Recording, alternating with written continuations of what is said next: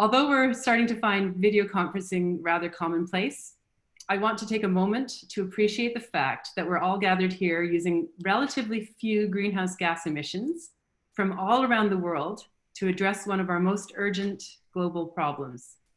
The participants invited to this initial discussion include climate communications specialists from almost every continent and key stakeholders representing international organizations, approximately 9 different national governments, a number of civil society organizations, and funders.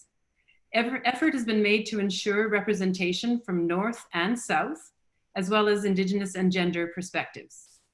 You're a diverse group, and we really look forward to hearing from you in the Q&As after the presentations and in the breakout discussions. At the same time, the amount of time available is limited, and we worry we will not have time for all of us to speak as much as we would like. One way around this time limitation is for you to contribute through written text in the chat box. You can write your comments at any time. And if you have any questions, you should write question in the chat box, and if possible, a short summary of your question. And this will help us group and sort the questions as best we can. Please don't try raising your hand in the large group sessions, as I'm unlikely to see all your images on the screen at one time. We've designed other opportunities for you to contribute your thoughts, including the reviewers table that we sent you by email after you registered, where you can give us feedback on our principles report. And there's also a survey that we'll be sending you immediately after the roundtable is over. As time is so limited, I would like to ask your permission to be a strict timekeeper. Please limit yourself to under a minute at any time. And if you speak any longer than that, I'm afraid that we will have to warn you or even cut you off. And now let us move on to the agenda for the rest of the roundtable. The main elements of this are the 3 opening speeches by Adriana, Salka, and George, and then 2 sessions on principle and process respectively. Each session will consist of a 10-minute presentation, a Q&A, then a 15-minute breakout session, followed by reports back from the groups. Our event will end with a short closing that will discuss the next steps.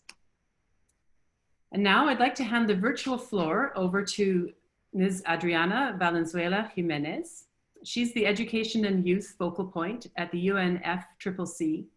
And as part of that position, she has responsibility for the activities of Action for Climate Empowerment, as she will explain. So over to you, Adriana. Thanks a lot, Mari, and good morning, good afternoon, everybody. I am delighted to be with you here. And a special thanks to George, to Mari, and to all the team that have put together this roundtable to brainstorm together about what can we do to track progress ACE implementation. Today, I would like to share with you 3 main points. My understanding is that in this roundtable, there are participants that are very familiar about what is Action for Climate Empowerment, but at the same time, others that have extensive experience regarding tracking progress in other areas. The first thing that I would like to share with you is a general overview about what is Action for Climate Empowerment, what is happening in 2020, also what is happening next, and finally, why this conversation is so relevant for the process now. As you may know, Action for Climate Empowerment denotes work under Article 6 of the Convention and Article 12 of the Paris Agreement. And it has 6 elements: climate education, training, public awareness, public access to information, public participation, and international cooperation. And it has been stressed the importance of ACE to achieve the overall goal of the Convention and as well the Paris Agreement. In 2012, parties agreed the Doha Work Program, that is a flexible framework for country-driven action on ACE, and it has a time frame of 8 years, 2012-2020. Parties decide that they will undertake the final review in 2020 to take a stock about what has been done, identify good practices and lessons learned, but at the same time, gap, needs, and recommendations to enhance the implementation post-2020. In this framework, what is happening on ACE in 2020 and how you can participate and engage. First of all, under the Doha Work Program, parties agreed to organize annually an event that is called the Action for Climate Empowerment Dialogue. This year, we will be organizing the 8th dialogue. And this event brings together governments and non-party stakeholders to exchange good practices on ACE implementation. But this year in 2020, it has been decided that the ACE dialogue will help especially to take a stock about what has been done on the implementation, but also to think what is needed post-2020 when the ACE work program will end. Due to the COVID, and as many of you know, the COP26 has been postponed and it will take place in 2021. And I am sure that Salka will share with us what is the plan. And also yesterday, maybe you have seen that in the UNFCCC website that it has been decided by the Bureau that the SPI 52, that is this intermediate meeting that was supposed to take place in October, has been postponed to 2021. And the date will be confirmed later by the Bureau. Then what is happening in 2020 with ACE? Due to the COVID, we are going to organize this ACE dialogue, 2 regional webinars, and we will have, that will start in July, and we will have 4 regional webinars, and we will culminate with a global event where the recommendations and suggestions will be shared. In addition, the Secretariat has been requested to prepare 2 reports to support parties in the process of the review of the Doha Work Program, but as well as the future action post-2020. One is the summary report, and I want to share with you that one of the key elements connected with tracking progress and reporting have been that many countries have report implementation of ACE through the national communications. Nevertheless, there are different levels of information that have been reported. And one of the recommendations also have been that is needed to strengthen the process to report, monitor, and evaluate ACE implementation. And these are some of the elements that parties are going to take into account when they will discussing what to do post-2020. And what will happen in 2021. As COP26 has been postponed to November 2021, parties are expected to adopt a decision, and it's up to parties what actions will be decided, but parties are discussing, and it is also highlighted in the info note, that parties are thinking about whether they will extend the Doha Work Program, has been a proposal, or whether they will adopt a new ACE program. And there have been suggestions outlined in the info note that parties are talking about 5-year period of 10-year period. Then finally, why this conversation is very relevant, because I think moving forward is needed to really analyze what are these gaps and how the process could be strengthened through tracking progress on ACE implementation. Then very happy to participate, and not only during this roundtable, but also in future discussions. And I think that these discussions could also contribute in the ACE dialogue and the conversation. Then thanks for the invitation, and over to you, Mari. Thank you, Adriana. So it's really helpful to hear your explanation of what's happening at the international level within the UNFCCC, and especially with the ACE and the Doha Work Program. So thank you. And now I'd like to introduce you all to Ms. Salka Sigurdardottir, who's the head of ACE in the COP26 unit of the UK government's Cabinet Office. Salka has an important role to play in the coming year leading up to COP26. And so I'll hand the floor over to you, Salka. Thanks very much, Mary, and an impressive attempt to pronounce my last name. Very good. Yeah, hi everyone. It's a real pleasure to be here talking to you all. And more important than talking to you, I'm here to learn from all the proposals and ideas which will be presented today. Just to quickly introduce myself, as Mary says, I work in the UK government team, which is responsible for delivering COP26 in Glasgow next year. As Adriana said, we had to postpone COP by a year due to COVID, but we remain very committed to maintaining momentum, and events like this really do help with that, because we certainly can't do it alone, so thank you. I head up a team which oversees cross-cutting negotiation issues, including action for climate empowerment. And I'm really excited to be here today because I believe that only through shared awareness and understanding can we make informed decisions and facilitate the behavior change that is needed to succeed in the global movement to net zero. And I'm sure you all agree with that. Now, as the incoming COP presidency, we're committed to enabling progress across all the mandates we've been given and securing an outcome that respects and reflects the interests of all parties, including the poorest and most climate vulnerable. And ACE will obviously be a key part of this. Now, we're really committed to an inclusive presidency, and we're working with youth, indigenous and marginalized groups, experts and activists in the Global South and wider civil society to achieve this. That's also why I'm grateful that Mari has ensured that there are gender and indigenous perspectives in this workshop as well. And yeah, the UK has effectively shifted into incoming presidency mode, and we're working closely with the Secretariat and UN partners, engaging in consultations across groups. This, for example, means that we'll be working with Adriana and the Secretariat, who I know very well, to help parties reach a negotiated outcome on the review of the Doha Work Programme on ACE. As many of you will know, ACE is a way of referencing Article 6 of the Convention and Article 12 of the Paris Agreement, and the Doha Work Programme on ACE was agreed in 2012 with the intention of providing a flexible framework for country-driven action. Now, the mandate for the existing work programme ends this year, with a review and negotiations in the future work programme on ACE to be concluded at COP26. Now, ACE encourages us to promote the systematic integration of education, training, public awareness, public participation, public access to information and international cooperation into mitigation and adaptation activities implemented under the Convention and the Paris Agreement. Now, this means that ACE plays such a mainstreaming role at every stage and level of achieving the ultimate objectives of the Convention and the Paris Agreement. And yeah, ACE remains a key priority for us in the COP26 presidency team, and I'm really pleased with the efforts you all take to consider how to make the new work programme a success. Now, this roundtable today will share ideas on example best practice for national governments on ACE, one ACE element in particular, which is public awareness, which many of the participants here are experts in.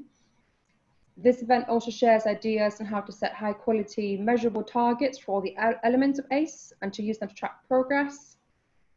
And I understand the next steps will be for George to take the main ideas of this roundtable to a presentation he will make at the UNFCCC's ACE Regional Dialogue at the end of July. I will also be participating in this dialogue, and I look forward to continuing these discussions there. And yeah, I'm really pleased Mary and George and others have set up this roundtable as a platform for sharing ideas, and I'm really excited to learn more. ACE is one of the work streams which really champions the involvement of all of society through a collaborative ethos, and we can only be successful in tackling the climate crisis if we're willing to facilitate that shared awareness and learn from each other. I'm certainly excited to learn from all the speakers here today. Yeah, so thank you for sharing your expertise with officials like me. We recognise that non-state actors and individuals have the local knowledge and existing relationships with diverse groups impacted by climate change. And I always remain in awe of your inspiration and energy in finding innovative solutions with us. So thanks for coming on that journey with us, and I really hope you enjoy the roundtable today. Thanks all for listening to me. Thank you, Salka. And thanks for helping Adriana to explain the context at the international level, since it's in this setting that we hope to land some of the ideas generated at today's roundtable. And now I'd like to move on to our final opening speaker, Mr. George Marshall, Founding Director of Climate Outreach. Over to you, George. Thank you, Mary. I'm just going to share my screen, if I may. Good. Can everybody see that okay?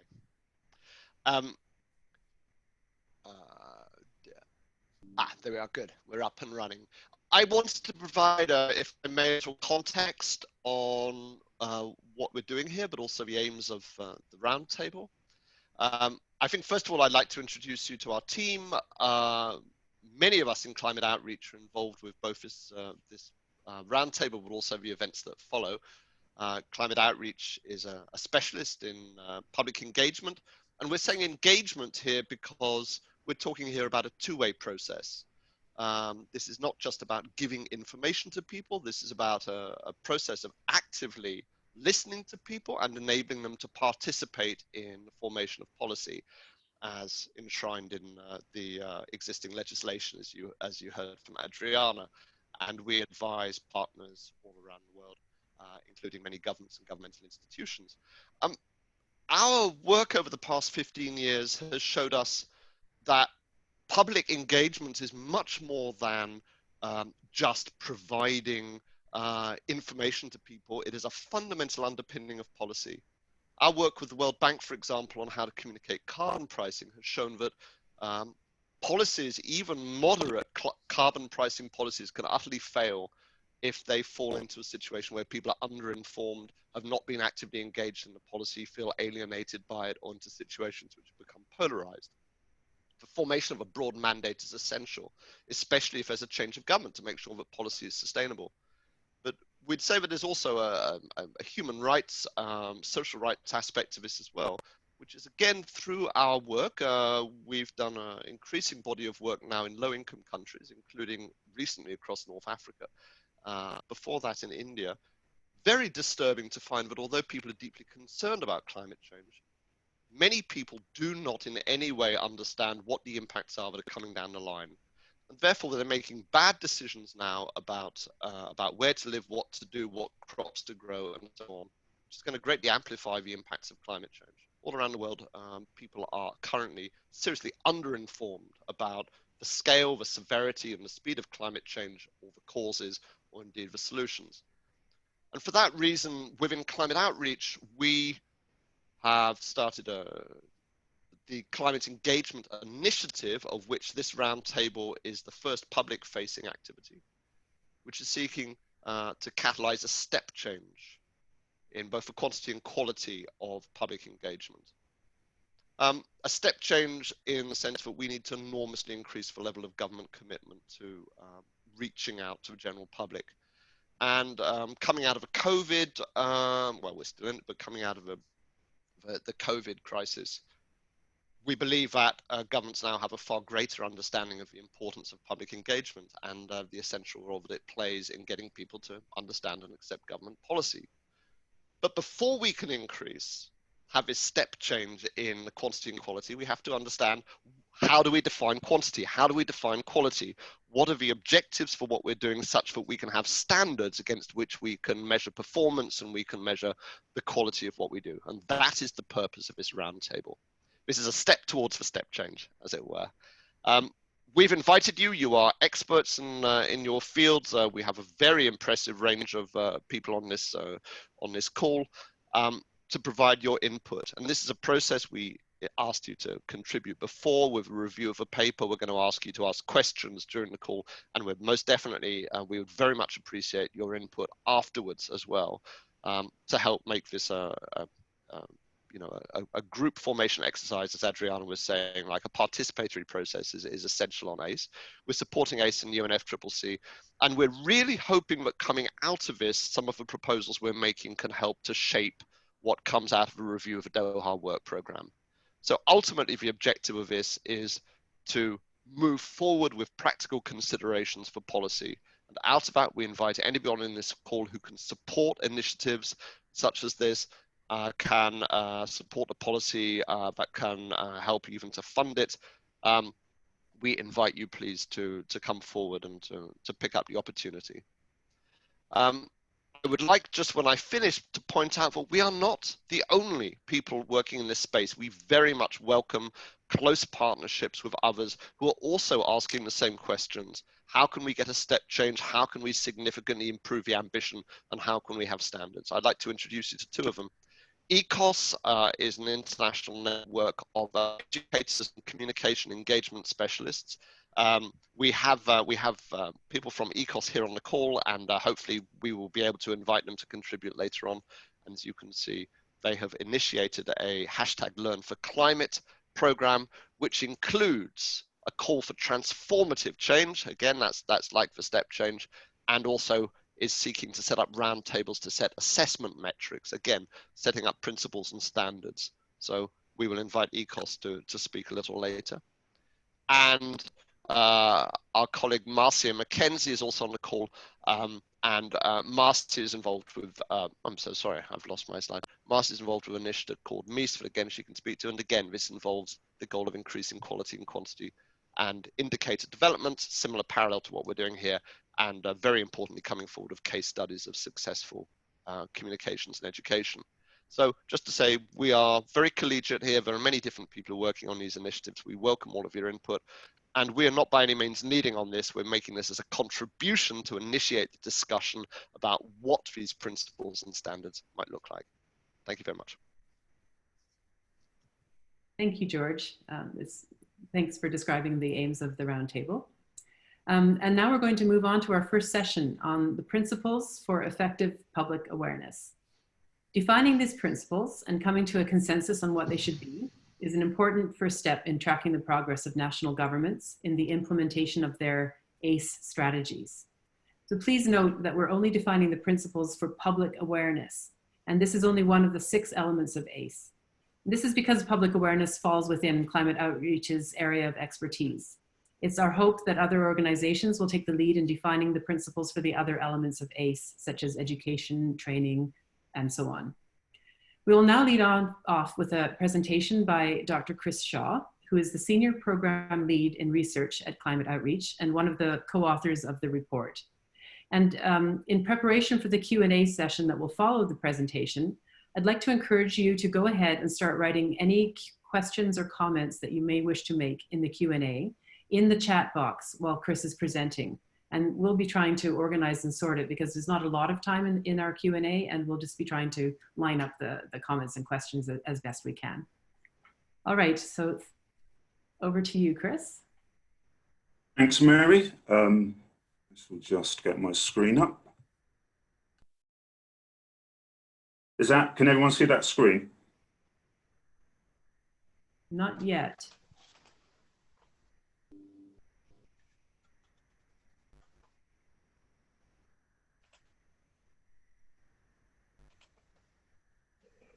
Mine is some tech assist. If we have a problem here, Chris, I can load it up and you can ask me to change slides as we go. Or Francis can, whichever, yeah. Francis can, please. Okay, thanks. Yeah. Okay, so just while we get those slides put up, so I'm going to talk through principles for effective public awareness of climate change. In the report, this is just a brief run through of those principles. I think that probably most people will have some familiarity with those principles. I think it's useful just to remind ourselves of the core, I guess, themes and key issues that we have identified as key to the effective building of public awareness of climate change. So what I shall do, this will be at the most 10 minutes, and then we're going to have Q&A.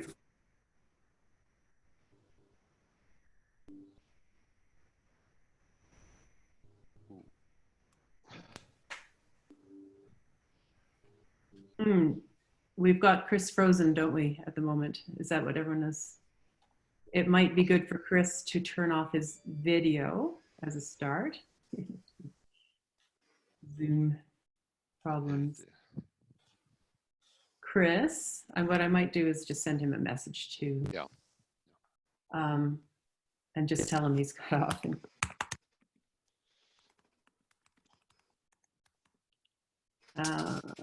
And let's just see what he has to say. But George, I think are you sharing your screen then, George, for this? Is it your slide that's being, are you sharing the slides, Francis? Yes, I'm sharing because nobody was moving into the space. If you would like to do that, Francis, but I'm happy to keep sharing. I just put it up. Okay, I can share, but as you've got it up already, let's. In that case, then, whilst we bring Chris back online, if you can share, that would be good. Okay. Okay. Yeah, I'm back. Sorry, there's always something, isn't there? Internet's fine. And the moment I start the presentation. Okay, can you hear me? Okay. Yes, and it might help if you turn your video off. I'm not sure why we had that. Okay. Yeah. Okay. Yeah, apologies for that. Okay, so we could go to the next slide then, please. Francis, you're doing that, I guess. Yep.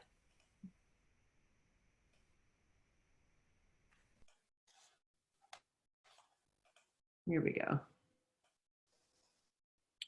Okay, yeah, so the 6 principles, and as I say, I'm sure that you'll be familiar with these anyway, but these are the 6 that we've identified as being kind of key, the core values and concepts embraced by experienced practitioners that are most likely to achieve the ultimate aim of effective public awareness on climate change. So that's kind of our guiding framework for these, but they're like guardrails, I see them as, and they can help guide communicators safely through this, what can be a complex process of building public awareness of climate change, because it's a complex, abstract issue in many ways. And it's not easy to get people's attention to build that awareness. So these help guide communicators in that process of a consistent building of awareness that's sort of broad-based, positive, and enduring. So we could go to the first of those. Next slide, please. We'll talk about what we mean by accessible.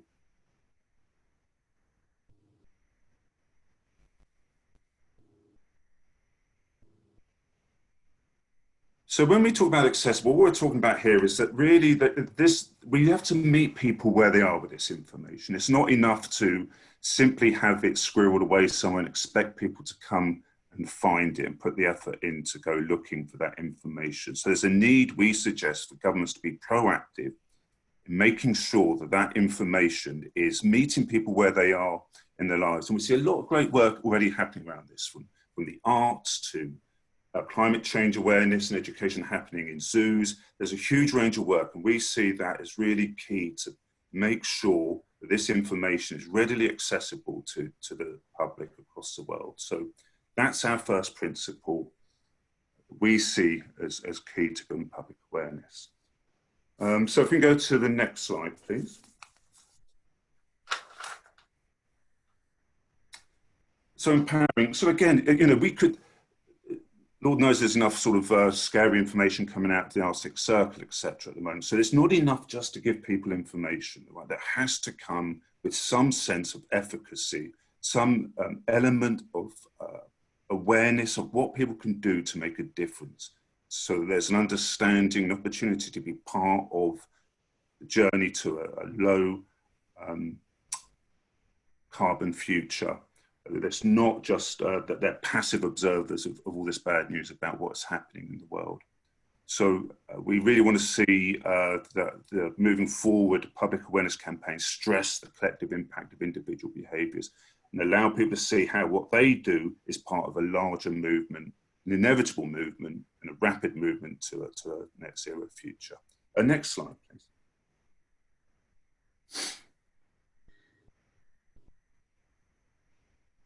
And, you know, so trust in the messenger, trust in the message, credibility of that messenger, or perceived credibility, is really key to the effectiveness of communication and awareness building. That could be from peer-to-peer communicators, people that the audience identify with, so they recognize themselves in the person who's talking about them, is sharing that message. It could be in the terms of the credibility of the science and the information that's being given. It's seen as not pursuing any particular party political view, that it is neutral in that sense. So this is really, it's like a shortcut, okay? So we can't expect everyone to become climate scientists on the path to awareness. But if we can identify trustworthy messengers, credible methods of messaging and communicating, then that's a shortcut that allows people, helps people understand and engage with those messages and that communication. Next slide, please.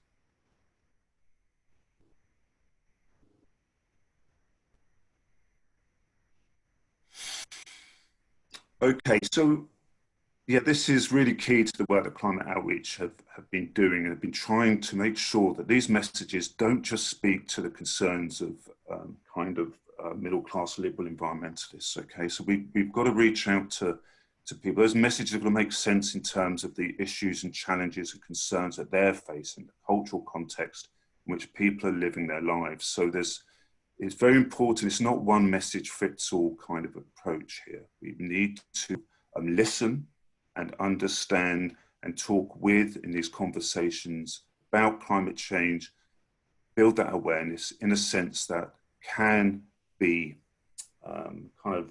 that the people can engage with, make sense of in terms of their own experiences, their own concerns, their own hopes and aspirations for the future.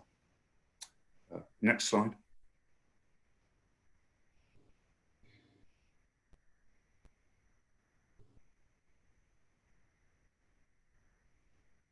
So this is key. I think we're probably only too aware of this challenge at the moment about polarization, about how climate change messaging, if it is not, if it doesn't have that, if it's informed by the evidence and an understanding of how to speak to a broad set of values, then it will, then we've seen it enough times, this polarization will occur as people see it as a political, it becomes very politicized.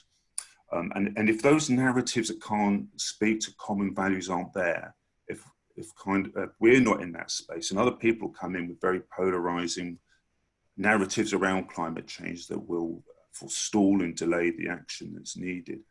And this is, again, there's a no one size fits all approach here. And we have to understand, as well as speaking to particular values and concerns of particular groups, whether that's faith groups or it might be to do with the jobs that people have or whatever, there's also a need to be mindful of a narrative that speaks to a collective identity. That may be at the national level and international level as well, at common humanity.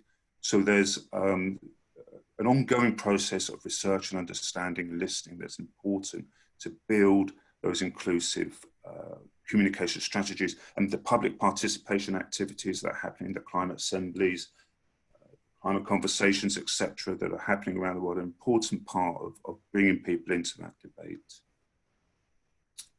And the next slide, please, the last principle.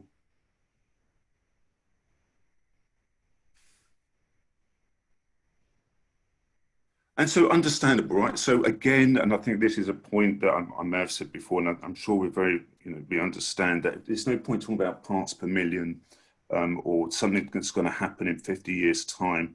People make sense of the unknown in terms of what they know already, what is familiar to them. And though we know and we understand, we can see in the polls a high level of awareness of climate, a high level of concern about climate change. Actually, that understanding of what climate change is, what those policies mean, what the relationship between the processes that are part of our normal lives and how those are driving climate change, that climate literacy is quite low. So there's a need for communications to build awareness, to connect the abstract, what can be abstract science, with the substantive immediate issues that matter to people, and build those connections. So I think I've got us back on track. I think that's my time. So sorry for those delays in getting started, and thanks for listening. Thank you, Chris. So I think we will go to our Q&As now, and we've got some comments that have come up, and that would be good to hear from the people who've made them. So Ed, let's start with you. Could you talk a bit about your comment?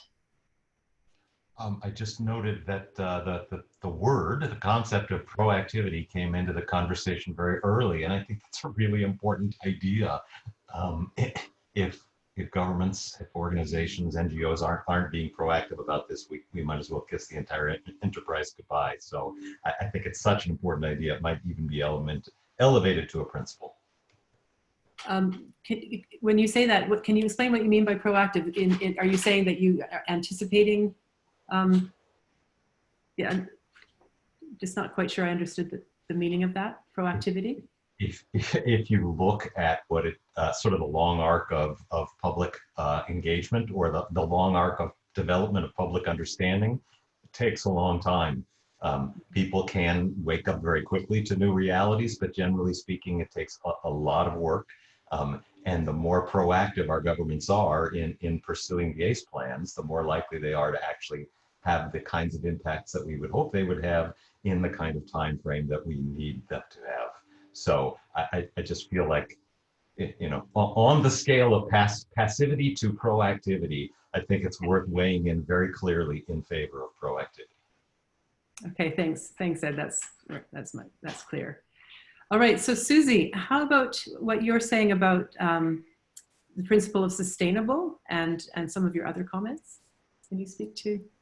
Yes, hi, good morning, good afternoon, everyone. It's great to be here. So I guess the first comment was just, you know, the principles seem to be perfectly fine communication principles. Nothing of that strikes me as unique to climate change. And so I just wanted us to maybe think about, is there anything unique about that challenge that would urge us to maybe modify or add some principles to bring out what is different, talking about Coca-Cola versus talking about climate change. And I guess the other point is, you know, that most communication efforts are funded only for a short time, if they're funded at all. And they tend to not have great impact if we don't have a Coca-Cola advertisement budget, and most of us don't. So I guess the question for me is just simply, how can we, you know, build sort of, I don't know, a relay of, you know, as an image of us working together to reiterate, to, you know, reinforce the messaging if each of us doesn't have ongoing funding forever. So it's just a question of how do we do that in a sustained manner? And given that it's, you know, for the next 3,000 years that we're dealing with this, maybe we should be thinking more about these long-term challenges. There's very few other challenges that have that long-term aspect to it. Great. Thank you. I'm just looking at time and realizing that we probably need to move on now to our groups. So the rest of the comments and questions will have to go to the groups. So in the breakout groups, you'll have 15 minutes in all to discuss the questions. And I've just put the questions in the comments, as well as a link to the draft principles report. So you can open up the report when you get into your group and have a look at the questions in the comments box. And what I'd like to say to the climate communications experts amongst us is that you're here to help us improve the principles. So it's you, I think, who will be taking the dominant role in addressing the first question in this first breakout. And for the stakeholders, who are all the rest of you, this is a chance for you to listen and learn a bit more about what makes for effective public awareness on climate change and contribute your views as well. And it's also an opportunity for you to reflect on the second question and whether these principles have value for your work or for the work of others. So your volunteer facilitators and note takers will now guide you through this in the breakout sessions. And so I think it's time, Francis, to switch us over to the breakout rooms. Looks like we're all back. Hello, welcome back to the big room. So let's have a report back now. And just as a reminder, you have a limit of 2 minutes each for your report back. So try to keep it to, you know, 2 or 3 of your most important points, please. All right, so shall we go with group number 1? I think that would be Adam. Is that you, Adam? Yeah. That's us. I'm ready to go. Okay, thanks everyone. So we talked our group spoke right up until the end of the session. So I hope I've captured this correctly. But I think the 3 themes that came through through the conversation were that the principles make a lot of sense, but they need to be strapped to like a strategic purpose to really make sense. There has to be a real point to what's happening, and for engagement to be coordinated. So that could be within a government, across governments, at different layers of government, or even out into non-state actors. Coordination and strategic purpose, I think, was quite key.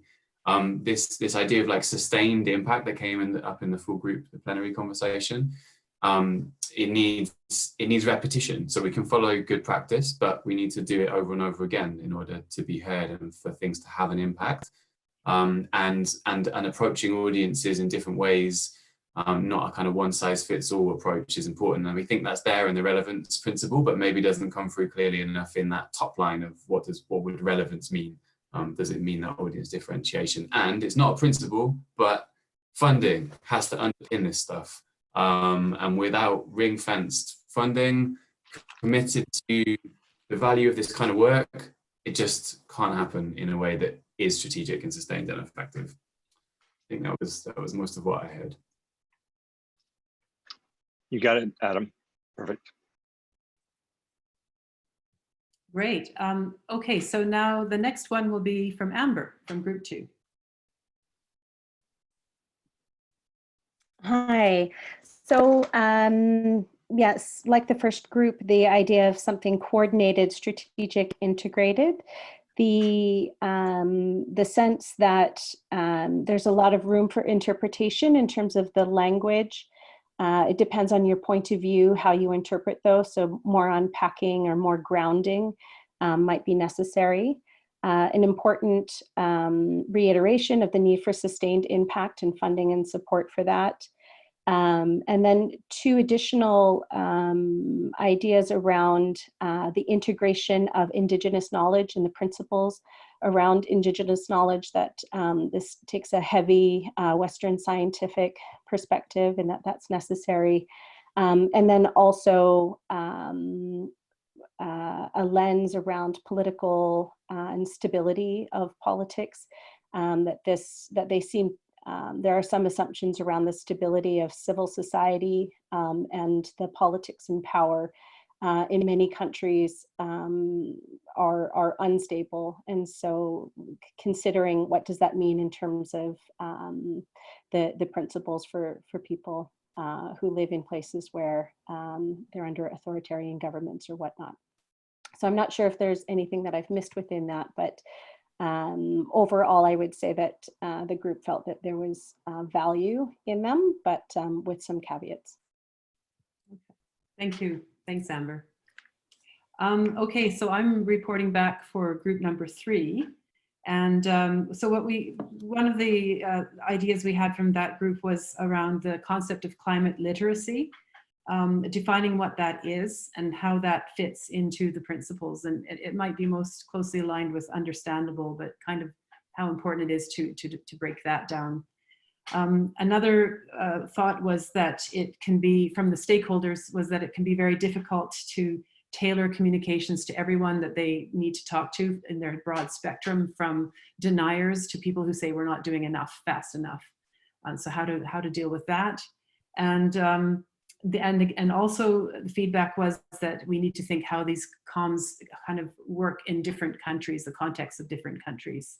So also how to adapt these principles to all these the diversity in different countries. And that another point was just that there might be something to learn at the national government level from what the comms they do in other fields besides climate change, and that maybe some of that can also just be transferred over to climate comms. Okay, so the next group is Natasha's group. Can you report back? Oh, sorry, that's Chris. Chris will be reporting back. Yeah, on that. Yeah. Thank you.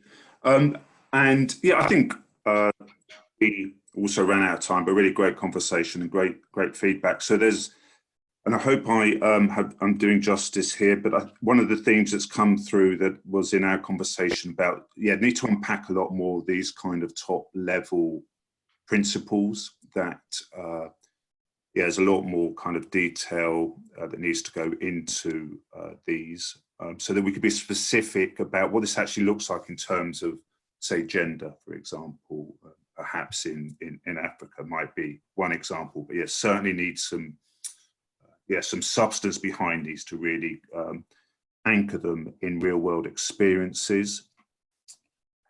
There's a sense that also, there's some tension between some of these principles. Could they be either reordered so that it's almost like a stages that you go through from the initial principle, get that established through to empowerment at the end, but also tension between some of those, which I think has come through some of those principles, which has been articulated in some of the other comments. For example, overlap or tension between accessibility and inclusion. So we might be able to merge some of those principles and add in some others. So there was a call to add in some others as well. And so I'll just finish with a couple more of the specifics, that were highlighted, like timescale for action. When does this need to happen? That to be built in, and which I think we talked about, the range, of sustaining it, but also the urgency and the need for what to happen when. And we could think about actually being specific about how we put out the need, for example, to put out the same information in a range of different formats at the same time, or also understanding what information for what audiences. So those are some examples about how we need to be more granular and specific in what these principles mean in the real world.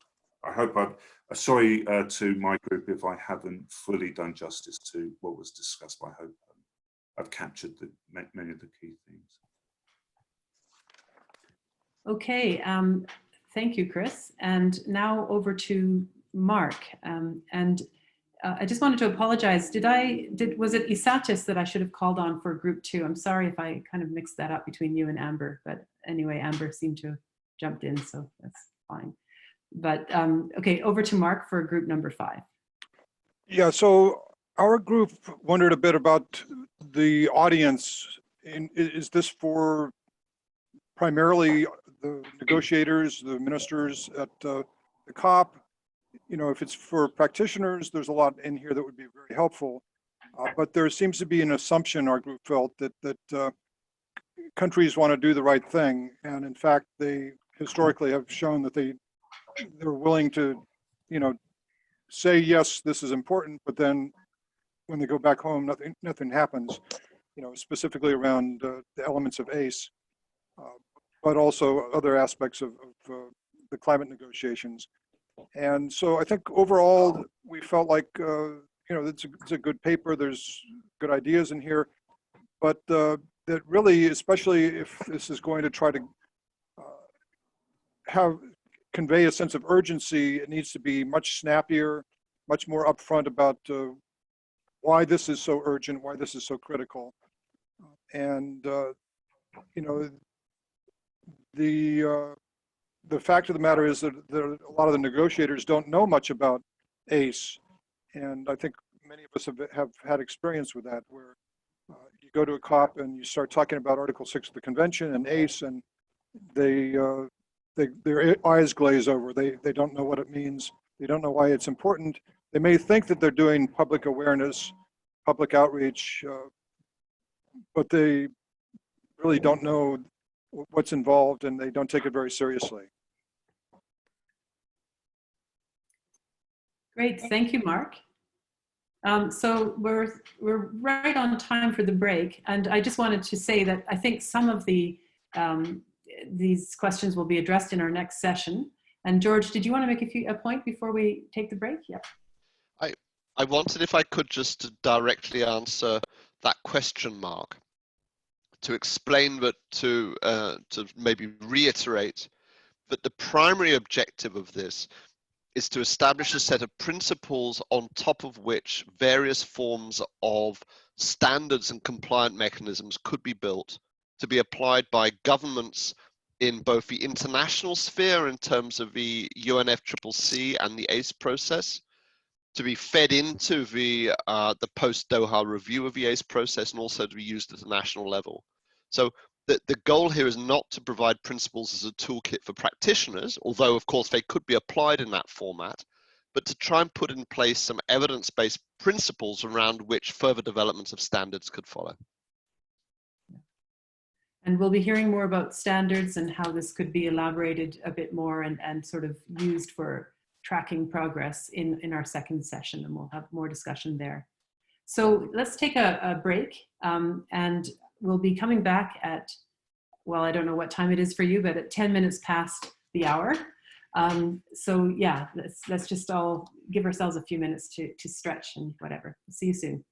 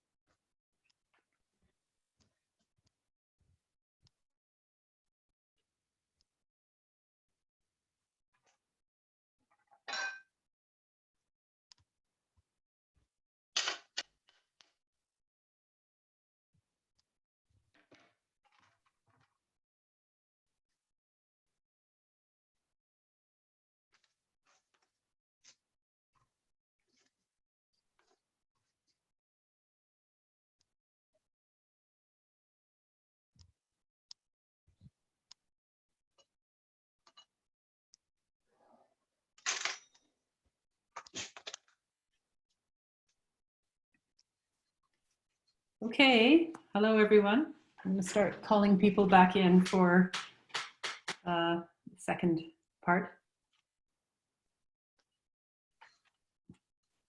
I know the break was a bit short. Everything is a bit rushed when you have 2 hours.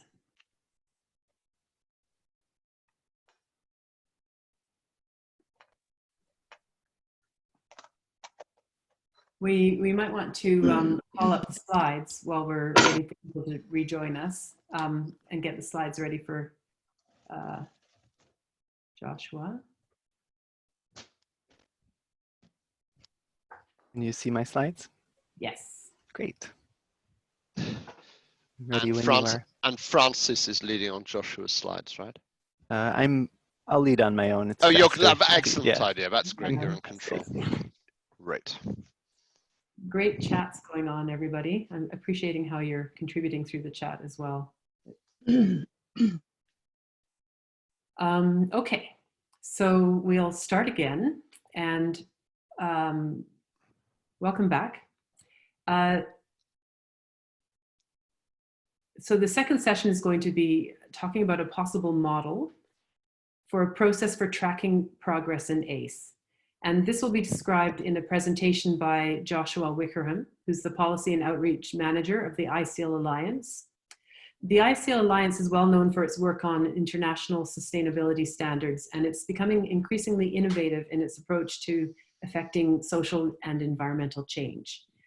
So remember that while Josh is talking, as before, you can start to line up your questions or comments in the chat box, because we're going to be trying to sort and process them and just sort of line them up in advance for the Q&A that follows. So if you feel like you'd like to say something or ask something, please put that down in the chat box. That's the way we'll find out about it. All right, so now over to you, Joshua. Thanks, Mary, and thanks to Climate Outreach for this invitation. We're going to talk for the next 10 minutes about how sustainability systems could help drive better national ACE strategies. We'll unpack what sustainability systems are in a moment. Let me see if I can actually transition here. Yeah, so there are 3 goals in the presentation. The first is to understand how a sustainability system might be used to help provide assurance that national governments have developed effective ACE strategies. And ISEAL specializes in helping sustainability organizations develop sustainability systems. We'll be sharing the elements of a sustainability system, and we'll be talking about some examples that are relevant to UNFCCC ACE. In particular, one example of an intervention I made about 10 years ago in a similar situation, and I had the opportunity to check in on how that sustainability system was operating 10 years on, looking at using a model like we're talking about today. So ISEAL is a membership organization for credible sustainability systems. We were founded 18 years ago. We're a not-for-profit company based in London, and we provide technical resources to support organizations to develop credible sustainability systems. We work with UN agencies, with civil society organizations, with governments, and lots of other stakeholders. So about sustainability systems. As a window into credible practices for sustainability systems, ISEAL developed the credibility principles which underpin ISEAL's technical resources, our public goods that help stakeholders like yourselves think about, is this model of a sustainability standard and the associated systems for me? These principles are currently under consultation. If you're interested, we're having a webinar on Friday with the UN Forum on Sustainability Standards representative and some other stakeholders talking about the role of sustainability systems in public policy. As I said, the principles underpin ISEAL's 3 codes of good practice. So people look to ISEAL to help them define what are credible practices for implementing principles like the ones we've been discussing today. The standard setting code helps people get on the same page about what content should be included. The impacts code helps you define the intended change you want to have 5-10 years from now and how to measure that. with relevant indicators. And the assurance code is about having a fit for purpose solution to monitor that your principles are actually being implemented. So breaking down a sustainability system, you have many pieces working together. On the left, you have a secretariat or an entity or a group of stakeholders coming together, sometimes with government support or UN support, defining the principles and the criteria in the standard. You have an assurance provider or an assurance mechanism that checks is the government perhaps in this case, or an agency or a business in compliance with the principles, or how are they implementing them, and perhaps gives feedback on how they're being implemented. And then there's a sustainability claim that says, oh, I'm implementing this standard or these principles, this is what it means. And all of these working together provide lots of good data on how well you're implementing your goals. So perhaps counterintuitively, from our perspective, the most important place to start is what are your intended impacts? So breaking down the impacts code, this is the strategic cornerstone of an initiative. It helps you define, strategically, what are your resources, what are your unique attributes, where can you make a unique contribution in the larger ACE landscape or climate change landscape. You define how you're going to improve in certain social environmental impacts, how are you going to communicate credibly about the impacts you're having, what data is necessary. And at the core of that is a theory of change. And a theory of change articulates what you want to change and how you're going to bring that change about. It's a process of engaging stakeholders in deliberate thinking about what you want to do and defining a shared vision of how you create change. It's also a product. It's a roadmap of the long-term goals you want to achieve and how well are you making progress on those goals. So to avoid a situation like this, we highly recommend that you have a theory of change workshop at the beginning of a session, or a sustained effort to define really clearly what you're trying to achieve, in addition to the content of the principles or the standards. So standard setting is the next area. When ISEAL talks about standards, we talk about potentially lots of things. It could be indicators of progress, it could be performance criteria, it could be checklists, etc. One model to consider that I think could be quite useful in your situation is having clear objectives at the top. For example, public engagement on climate change contributes to meeting global emission reduction targets and adapting to climate impacts. This is a working objective from Mary and George. And then the principles, how do those help you achieve the objectives? And at a lower level, the criteria and the specific requirements that would be checked to see if you're meeting the principles, those could be adapted at a national level or a regional level or a sectoral level. And then the specific indicators of data that you would collect to show that the criterion are being met. This could help with global consistency and local application. The strategic value of a standard setting code is that you clearly define the people who are involved, the technical committees that would be brought together to bring the state-of-the-art scientific knowledge and get stakeholder buy-in. So have a clear step-by-step approach that engages especially those that are underrepresented or marginalized groups like youth, gender, indigenous peoples, regional representation, especially North and South. So it also balances the technical knowledge with the really passionate communications knowledge or civil society knowledge, etc. And it provides a decision-making model that strives for consensus, but has a backup plan. So from the beginning, you know who's making decisions, how those decisions are being made. And assurance is the third component, which is really the most flexible part of an ISEAL sustainability system model. It's the framework for ensuring that your goals are being implemented on the ground. And it balances effectiveness with efficiency of the system. It's a model for a fit for purpose approach It helps ensure accuracy and improvement. So you can learn, you can gather a lot of data from your assurance process and improve. It could involve certification, which is a more traditional approach, or accreditation or verification. When I get to some of the examples, I'll draw out what that might look like in your space. Just a little bit of reflection from climate outreach and from an ISEAL perspective of some opportunities for sustainability systems to be used in support of the UNFCCC ACE program. It could provide standardized and quality assured reporting on progress in national ACE strategies. It could provide internal evaluation exercises by which national governments could shape or improve their national ACE strategies. Those could in turn be tied to a certification or an assurance mechanism that could be applied at the national level, or perhaps to various training agencies or communication specialists, etc.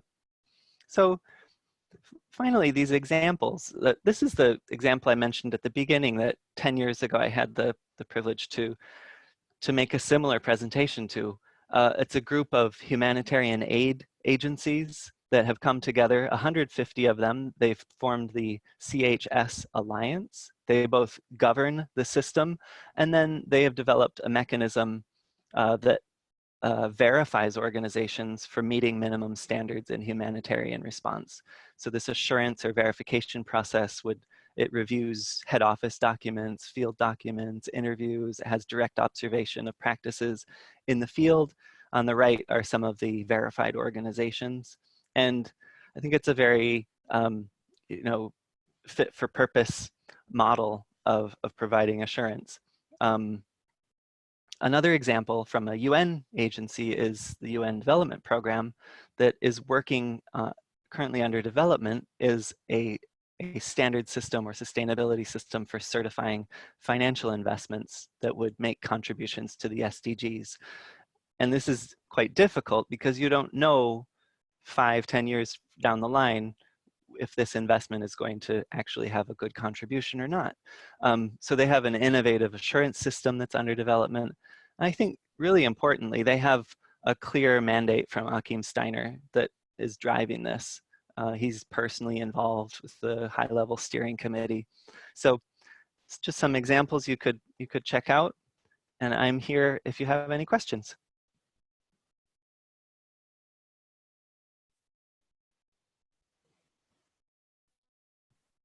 Okay, so we have a few minutes for a Q&A. Does anyone have any questions or comments for Joshua?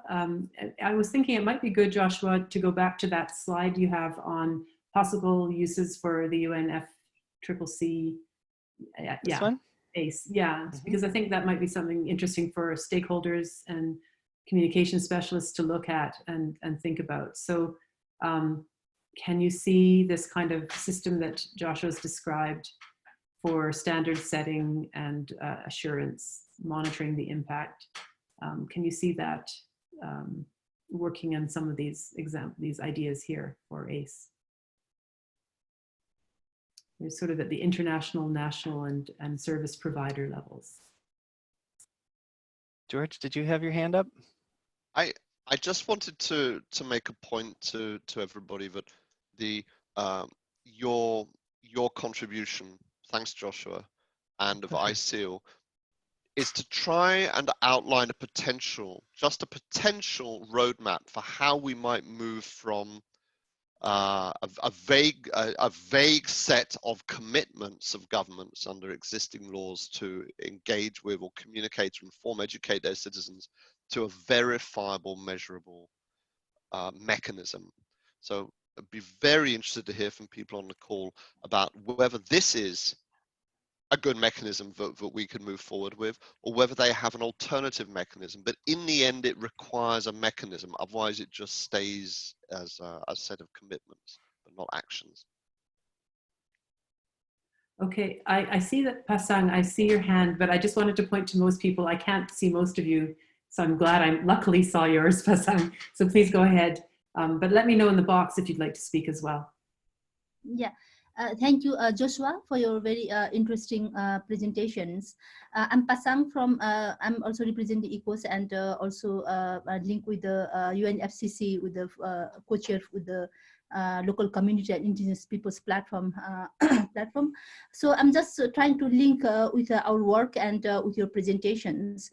I would like to reflect what other friends earlier mentioned, that there are big commitments at the global levels, but when the national focal points or the negotiator goes back to home, it's just been disappear. So considering that the reality and the fact, again with the back to the principles, how the maintenance of the trustworthiness that the persons who is in charge and go back to home and then really serious about the education's concerns and outreach of the climate change education.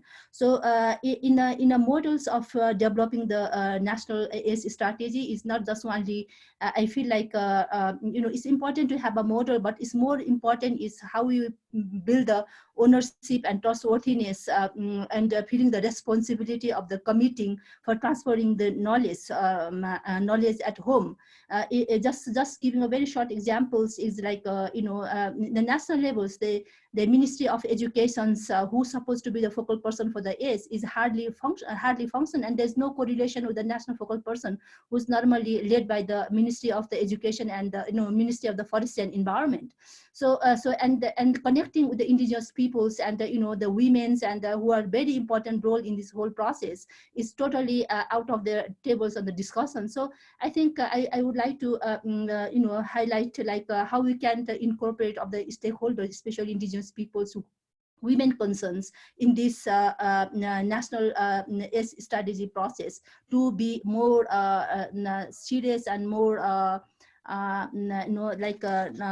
more trustworthy building, connecting all concerned agencies on the civil society and indigenous people.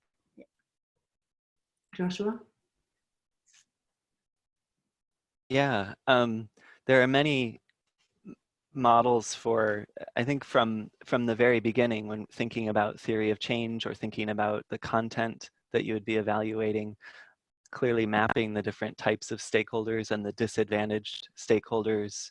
There may be language barriers, there may be need for, hopefully post-COVID, in-person consultations to get the opinions of indigenous groups or those that may not have internet access or the same access that we do. In the assurance mechanism, the involvement of these different groups, there's an example of IUCN developing a mechanism for verifying ecosystem-friendly national park implementation. There's a lot of parallels with this UNFCCC ACE process, that maybe the national authority doesn't have all the resources they need or all the training. So that assurance mechanism for this green, it's called the green list, involves local civil society organizations, local experts, and the government officials to work together in defining how they're implementing the national policies or the international policies. There are lots of other models we could explore, but I'll leave it there. And we are out of time for the Q&A. So we're going to now move into our breakout groups. And I'm going to just paste the two questions into the comment box. So what we're going to be asking you to think about are whether this ISEAL model that Joshua has presented has potential for UNFCCC ACE and national governments. And if not, is there another approach that you favor? And also the second question, what you think the next steps should be after the roundtable? And do any of you have ideas about how to contribute to moving this forward? So now we'll move into our breakout groups. We'll see you in the rooms.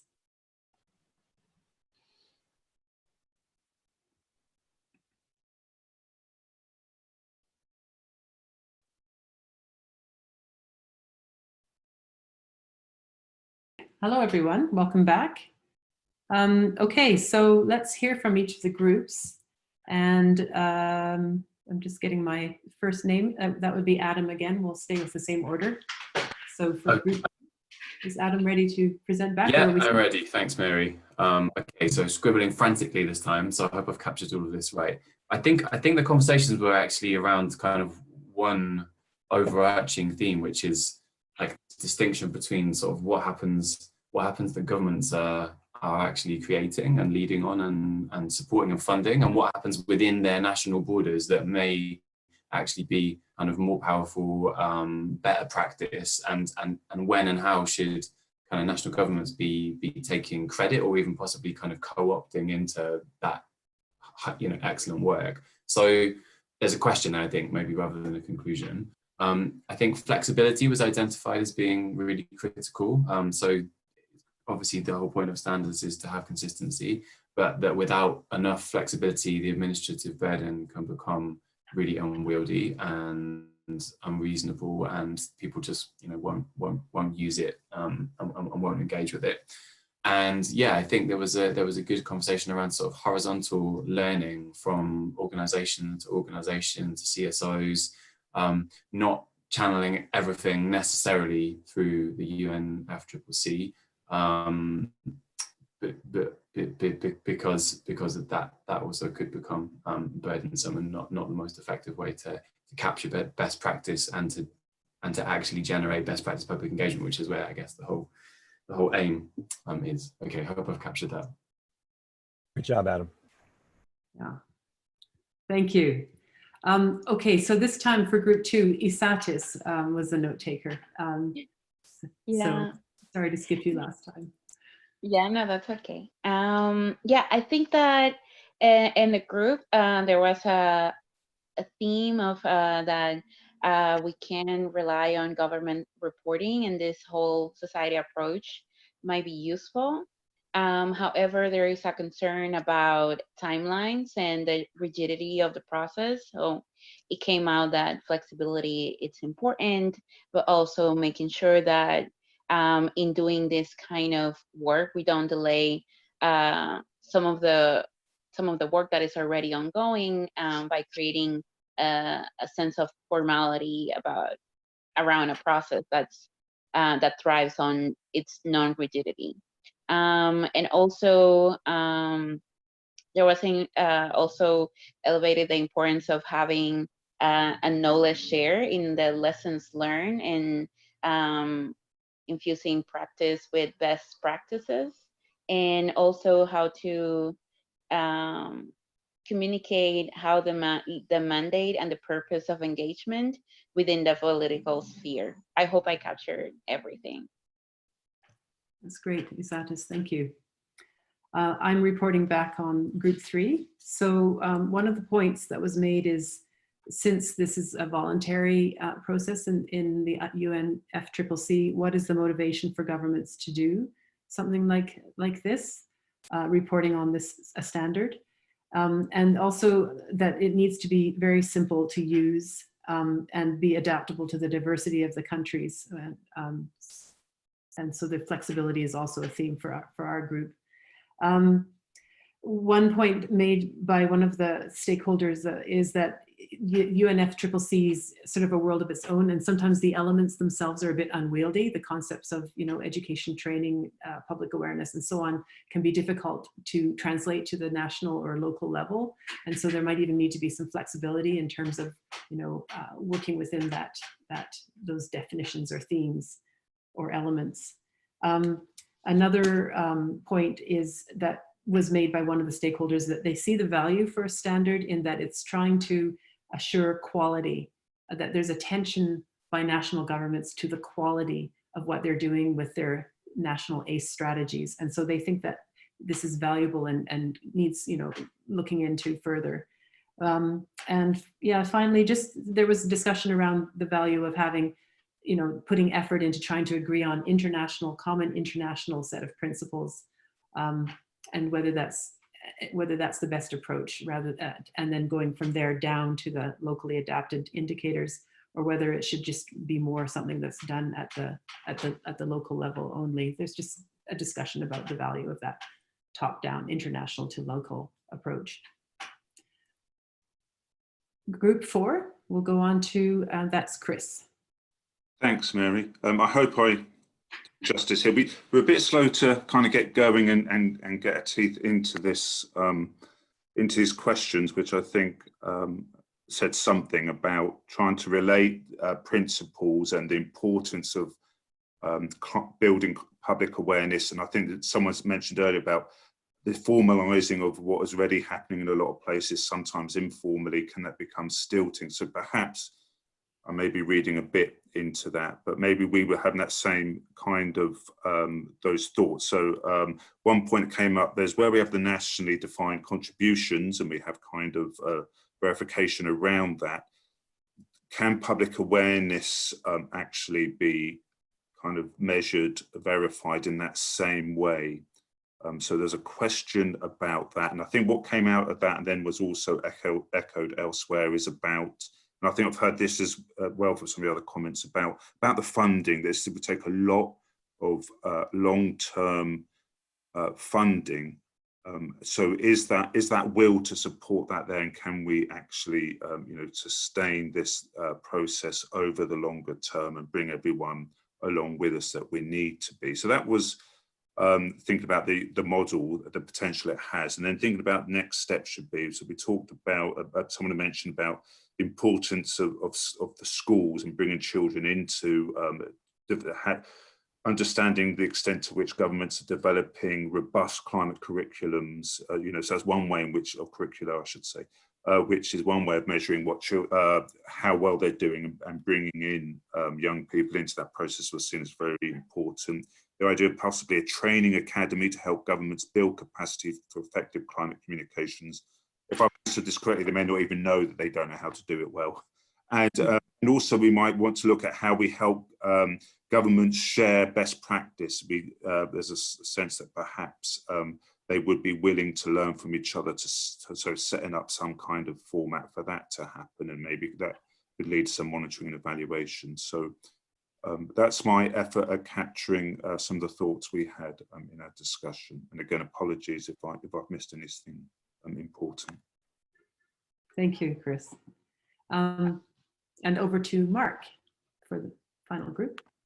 Yeah, so our group talked a bit about the levels of the levels and the challenges at each level of deploying this approach to better engage and inform the public and get them involved with the climate solutions. There's the international level that happens, or the intergovernmental level that happens at the COPs. There's the national levels, and in some cases, nations maybe don't feel like informing and engaging their public is in their best interest. And then there's at the practitioner at the local level, where having certifications and so forth are important. Obviously, standards are needed throughout, and we had a chance to hear a bit more about Marcia's project, the monitoring and evaluation for climate change engagement project, climate change education project, which was just funded, and it's a fairly long-term project, and Marcia has been doing a lot of work over several years to pull this together. But she reminded us the goal of her project is to develop global data sets that can help us in establishing benchmarks and so forth. But right now, the situation is really a hodgepodge. You know, even just looking at country self-reported data, it's a real problem, and the data are sketchy at the very best, and often completely missing. Okay, thank you, Mark. So now we're in the closing stage of our roundtable, where we wrap up and talk about next steps and say goodbye. So first of all, I wanted to just put up this slide that shows what we at Climate Outreach are going to commit to doing as next steps, and would like to ask you as participants to do in the short term. So in the email that was sent to you after you registered with the information package, there's a link to a reviewers table for feedback on the principles report. So please contribute to that if you haven't already, especially the communications experts. And this reviewers table will be open until the end of this week, this Friday.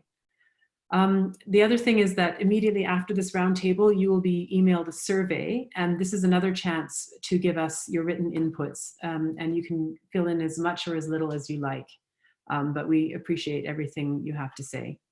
And thirdly, in a few weeks, we will commit to sending you a report synthesizing all the inputs to the roundtable, both spoken and written in the comments.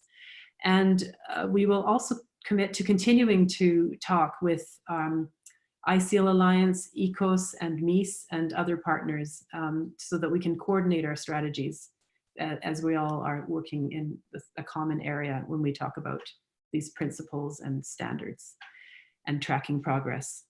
And finally, George Marshall will be taking a summary of this roundtable and presenting it in his 5-minute talk at the ACE Regional Dialogue for Europe and Central Asia, which will be happening on July 29th.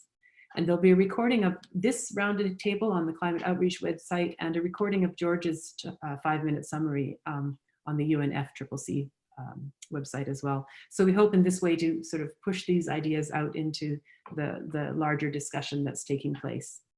And George, I think I'll ask you if you have anything more to say about next steps.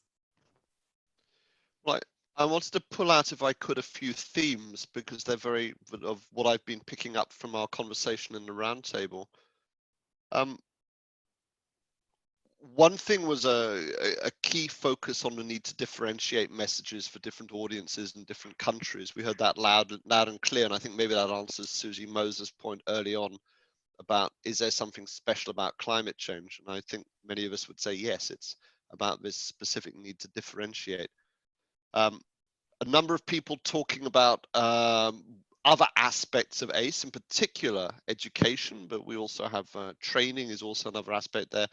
And indeed, yes, just to repeat, this is trying to start a conversation. This is not as yet a formal proposal. This is a set of talking points around which hopefully we can mobilize some change. And absolutely, yes, we are very much hoping that our colleagues, especially ones working on education, will do a parallel process. Indeed, they already are with schools and education, so that there's a framework. But I mean, a point which came through really strongly, which relates to this one of next steps, is the practicalities. A number of you have commented on the real struggle we have to get the commitment to move forward with this. People talking about political efficacy, how can this be sustained, how can we build commitment? And I guess really the next steps which I put out to you on the roundtable here is, how do we build the commitment from governments in particular to carry any of this through either at a national level or an international level? Many of the people on this call are directly related to governments. We'd very much like to hear from you, whether you, your government, or whether you and regional or any influence you can bring to bear can help to move this program forward. Because ultimately the next step doesn't rest with us, it rests with the parties. This is not the only way that we get strong public engagement, but it is one mechanism. So parties out there, or those of you who are connected with parties to the process, please, we invite you to step up. And we need, I'd say, we need champions on this. We need people who are prepared to really champion this and move it forward. Thanks, George. And if we can just have the next, well, not the next slide just yet, but I did want to just give 1 minute to Isatis also to make an announcement, because she's, what ECOS is doing is carrying some of this discussion further over the summer in tables. So Isatis, can you tell us a bit more about that?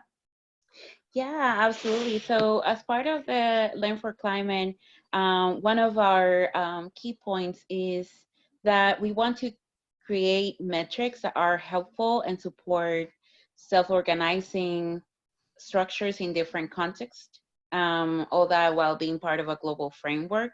And we want engaged participation all over the world. So in a few, we have 20 partners that soft launched with us in June 8th.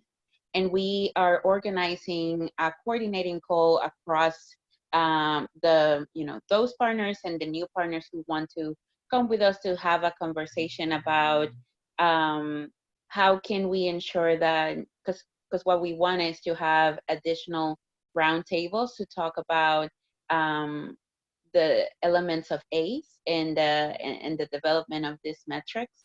So in taking this into consideration and hearing what we have seen today, we want to have that conversation around mid-July or something. So I would want to invite you to communicate with us. I will put my email in the chat box in seeing like how we can, work together forward. So this is a great complementary activity, because we've sort of started this conversation on public awareness, but I believe what ECOS is doing is establishing a conversation, or setting off a conversation for the other elements of ACE. And so, yeah, please contact ESATIS about that. And also, I think we'll have some details in the survey, and you can put some comments in the survey about ECOS's plans. So I think that wraps this roundtable up. I want to point out the slide where I thank everyone, including our speakers, our presenters, the organizers, and the volunteer facilitators and note takers, as well as the IKEA Foundation and everyone who came and participated. Thanks very much. Stay safe and stay strong in your efforts to empower people to take action on climate change. Thank you.